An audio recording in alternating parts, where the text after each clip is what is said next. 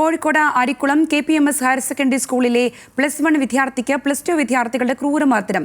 അക്രമത്തിൽ വിദ്യാർത്ഥിയുടെ നെഞ്ചിനും കഴുത്തിനും ഉൾപ്പെടെ പരിക്കേറ്റു.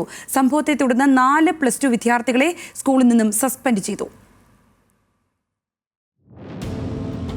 +1 പ്രവേശനം നേടി ക്ലാസ് തുടങ്ങി 3ാമത്തെ ദിവസമാണ് വിദ്യാർത്ഥിയെ സീനിയർ വിദ്യാർത്ഥികൾ ആക്രമിക്കുന്നത്. സ്കൂൾ വിട്ട് വീട്ടിലേക്ക് പോവുകയായിരുന്ന കുട്ടിയെ സ്കൂളിന് പുറത്തെ ബസ് സ്റ്റോപ്പിൽ വെച്ചാണ് വിദ്യാർത്ഥികൾ സംഘം ചേർന്ന് മർദ്ദിച്ചത്.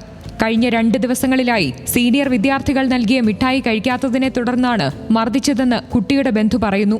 ഫസ്റ്റ് ദിവസം തന്നെ അവന് സീനിയേഴ്സ് വന്നിട്ട് മിഠായി കൊടുത്തു. അവനത് വാങ്ങിച്ചില്ല. സെക്കൻഡ് ഡേ പഴം കൊടുത്തു. അന്നും വാങ്ങിച്ചിട്ടില്ല. അന്ന് അവർ തമ്മിൽ എന്തോ ചെറിയ വിഷയങ്ങളുണ്ടായി. പക്ഷേ അത് പ്രിൻസിപ്പാളിൻ്റെ അടുത്ത് എത്തിയിട്ടുണ്ട്. പ്രിൻസിപ്പാൾ ഓഫീസിൽ വിളിച്ച് കുട്ടികളെ പറഞ്ഞ് നല്ല രീതിക്ക് കൈ കൊടുത്ത് പിരിഞ്ഞു എന്നറിഞ്ഞു. പക്ഷേ ഇത് സ്കൂൾ അധികൃതരെ ഞങ്ങൾ അറിയിച്ചിട്ടില്ല. സമരം കഴിഞ്ഞ് നേരത്തെ വിട്ട സമയത്ത് സീനിയേഴ്സ് ഒരു 20ഓളം വിദ്യാർത്ഥികൾ ചേർന്നിട്ട് ഇവൻ ബസ് സ്റ്റോപ്പിൽ നിൽക്കുമ്പോൾ ഇവനെ വന്നിട്ട് ചുറ്റും വളയുകയും ചെയ്തിട്ട് നീ ഞങ്ങൾ പഴം തന്നാൽ കഴിക്കില്ലടാന്നും ചോദിച്ചിട്ടാണ് ഇടിക്കുന്നത്. കൈ ചുരുട്ടി ഇടിച്ചെന്നാണ് പറയുന്നത്. പക്ഷേ 1-2 ഇടി കിട്ടിയപ്പോൾ ഇവന് പെട്ടെന്ന് ബോധം പോയി. കുട്ടിയുടെ ബന്ധുക്കൾ അധ്യാപകർക്കെതിരെ ഗുരുതര ആരോപണമാണ് ഉയർത്തുന്നത്. സ്കൂളിൽ ആന്റി റാഗിംഗ് സെൽ പ്രവർത്തിച്ചിരുന്നില്ല.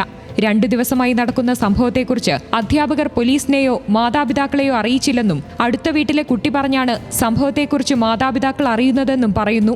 അവനെ പരിശോധിച്ച സമയത്ത് അവൻ്റെ തലയുടെ പിറകിൽ വലിയൊരു മുഴയും നെഞ്ഞത്ത് വേദനയും നാവിക്ക് വേദനയും മൂത്ര തടസ്സം ഉണ്ടെന്നുള്ള രീതിയിലാണ് അവനെന്ത് ചെയ്തത് ഞങ്ങളോട് പറഞ്ഞത്. അപ്പോൾ അത്രയും സമയം എന്താക്കി ഇവർ അടികിട്ടി ഈ കുട്ടികൾ മർദ്ദിച്ചിട്ട് പോലും ഇവനെന്ത് ചെയ്ത് ഹോസ്പിറ്റലിൽ കാണിക്കാനോ ഇതിനെ ഒരു മുന്നോട്ടുള്ള ഒരു ഏതെങ്കിലും രീതിയിലുള്ള നടപടി എടുക്കാനോ ഇവർ സ്വീകരിക്കാതെ ഇവർ അവിടെ സ്റ്റാഫ് റൂമിൽ വെച്ചിട്ട് പ്രിൻസിപ്പളിനെ വിവരം അറിയിക്കുകയും പ്രിൻസിപ്പളി അപ്പുറത്തെ റൂമിൽ ഭക്ഷണം കഴിക്കാൻ തുടങ്ങി.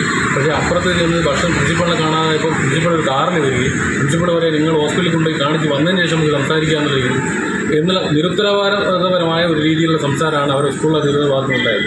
നെഞ്ചിനും കഴുത്തിനും മുഖത്തും തലയ്ക്കും പരിക്കേറ്റ വിദ്യാർത്ഥി കോഴിക്കോട് മെഡിക്കൽ കോളേജിൽ ചികിത്സയിലാണ്.